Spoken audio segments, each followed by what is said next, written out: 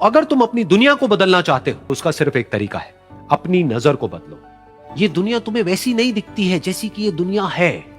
ये दुनिया तुम्हें वैसी दिखती है जैसे तुम खुद हो। जिसकी नजर जैसी है उसके लिए ये दुनिया वैसी ही है।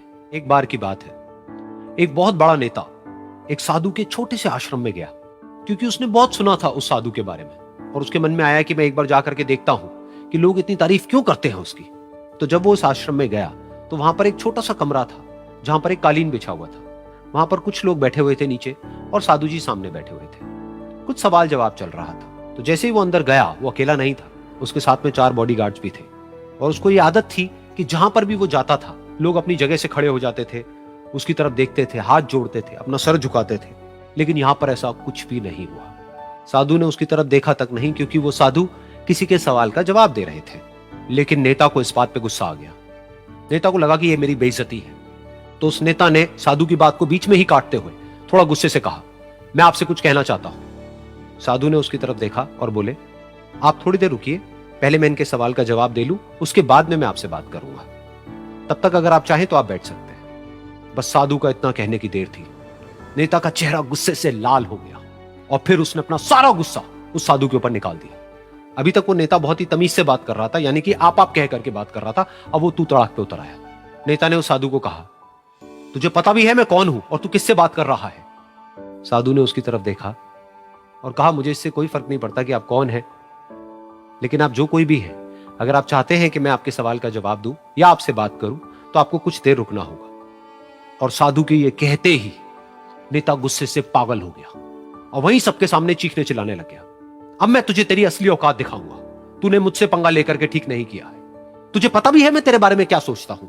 साधु ने फिर से उसकी तरफ देखा और बड़े ही प्रेम से कहा कि मुझे इससे कोई फर्क नहीं पड़ता है कि आप मेरे बारे में क्या सोचते हैं। आप जो चाहे वो मेरे बारे में सोच सकते हैं। फिर उस नेता ने बोला कि तू चाहे सुनना चाहता है या नहीं, लेकिन मैं तुझे बताऊंगा यही सबके सामने कि मैं तेरे बारे में क्या सोचता हूं। तू एक बहुत ही घटिया इंसान है। तू कोई साधु नहीं है, तू एक ढोंगी है, पाखंडी है, और यहां पर जितने भी लोग बैठे हैं उन सबको बेवकूफ बना रहा है। तेरा बस एक ही मकसद है कि इन लोगों की जेब में जितना भी पैसा है वो सब तेरे पास में आ जाए। तू अपने फायदे के लिए इन लोगों का इस्तेमाल कर रहा है, और अब मैं तुझे नहीं छोड़ने वाला। तेरा पर्दाफाश करके रहूंगा पूरी दुनिया के सामने। लेकिन उसके इतना बोलने के बाद भी उस साधु के चेहरे पर हल्की सी मुस्कान बनी ही रही। ये देखकर वो और तिल मिला गया और उसने कहा, अब बहुत हुआ, अब मैं यहां 1 मिनट भी नहीं रुकने वाला। लेकिन अभी भी तेरे पास में मौका है। अगर मुझसे माफी मांगनी है या मुझसे कुछ कहना है तो कह सकता है। इतना सब होने के बाद भी साधु बिल्कुल शांत था और उनके चेहरे पर एक मुस्कान थी। उन्होंने अपनी आंखें बंद कर ली। फिर साधु ने अपनी आंखें खोली, हाथ जोड़े और कहा कि मुझे आपसे कोई गिला शिकवा नहीं है। मेरे मन में आपके लिए कोई भी गलत ख्याल नहीं है। जो भी आपने मेरे बारे में कहा वो आपकी अपनी सोच थी, तो मुझे आप में कोई भी बुराई नजर नहीं आती है। मुझे आप एक बहुत ही भले इंसान लगते हैं। और साधु के इतना कहते ही नेताजी का दिमाग 7वें आसमान पर पहुंच गया। उनके चेहरे पर एक अजीब सी खुशी थी, क्योंकि उस साधु ने वो ही कहा जो बाकी सब लोग उस नेता को कहते हैं।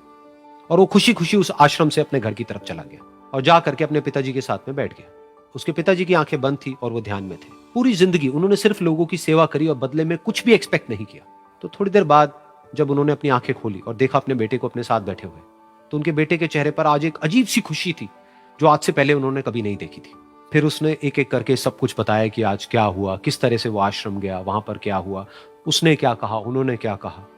तो जब इसके पिताजी ने पूरी बात सुनी तो थोड़ा सा मुस्कुराए और अपने बेटे को देख करके बोले कि उन्होंने तुम्हारी तारीफ नहीं करी है, क्योंकि उन्होंने वो नहीं कहा कि जो तुम हो, उन्होंने वो कहा कि जो वो खुद है।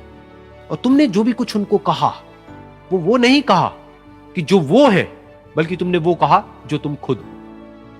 यही बात वेदों में भी कही गई है, यथा दृष्टि तथा सृष्टि। ये दुनिया तुम्हें वैसी नहीं दिखती है जैसी कि ये दुनिया है। ये दुनिया तुम्हें वैसी दिखती है जैसे तुम खुद हो। जिसकी नजर जैसी है उसके लिए ये दुनिया वैसी ही है। तो अगर तुम अपनी दुनिया को बदलना चाहते हो तो उसका सिर्फ एक तरीका है, अपनी नजर को बदलो।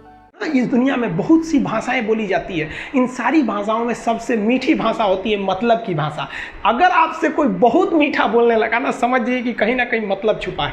मतलब की भाषा बहुत होगी यहाँ पे। लेकिन ये ज़ुबान जो है ना आजकल बहुत खतरनाक हो गया।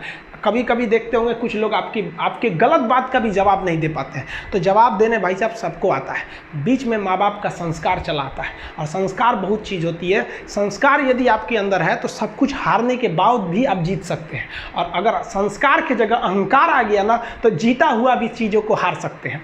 कमज़ोर व्यक्ति ही दूसरे काम का बदला लेता है, लेकिन जो ताकतवर होता है वो माफ़ कर देता है। लेकिन जो बुद्धिमान व्यक्ति होता है वो इग्नोर कर देता है, नज़रअंदाज कर देता है और बच के निकल जाता है। क्योंकि अगर कोई व्यक्ति आपको पहली बार धोखा दिया तो इसमें उस व्यक्ति का गलती है, लेकिन वही व्यक्ति अगर दोबारा धोखा दिया तो इसमें आपकी गलती है। सबसे समझदार होके चलिए, और मिजाज में कुछ सख्ती भी रखिए। लोग पी जाते अगर समंदर खारा नहीं होता तो थोड़ा सा सख्ती भी बना के रखना चाहिए। इस दुनिया के कुछ दस्तूर हैं, आप किसी के लिए कितनी भी भलाई कर दे वो याद नहीं रखेगा, ये दुनिया का दस्तूर है।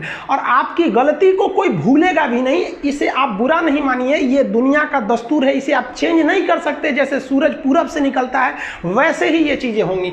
लेकिन हम आपसे कहते हैं, आप दुनिया में आज कई लोग होते हैं दूसरे को लगते हैं सिखाने, आप क्यों दूसरे को बार बार ज्ञान देने लगते हैं? आप अपने आप को क्यों ज्ञानी समझने लगते हैं? दूसरे को सुधारने की कोशिश मत कीजिए, बल्कि खुद सुधरिए। आपके सुधरने से हो सके कि पृथ्वी से एक बुरा इंसान सुधर जाए। आप समाज में जहां भी रहेंगे तो आपके पास बहुत सारे लोग आएंगे, कुछ गलतियां भी करेंगे, कुछ अच्छा काम भी करेंगे। जब भी किसी की प्रशंसा कीजिए तो पूरी महफिल में कीजिए कि ये व्यक्ति ने अच्छा काम किया। लेकिन अगर किसी की शिकायत या उसकी आलोचना करना है, उसे डांटना है, तो उसे अकेले में समझाइए, और डांटने के बाद उसमें इस तरह से कर दीजिए, उसमें प्रशंसा मिला दीजिए। कोई गलती कर दिया, मान लीजिए आपका छोटा भाई नहीं पढ़ाई किया, गलत कम नंबर लाया, तो उसे डांटिए कि, लेकिन अकेले में डांटिए कि इतना कम नंबर क्यों लाया। फिर उसे उसी में एक पॉजिटिवनेस जोड़ दीजिए, तुम्हारे में इतना मेहनत है, हम इसलिए डांट रहे हैं कि तुम कर सकते थे लेकिन क्यों नहीं किए।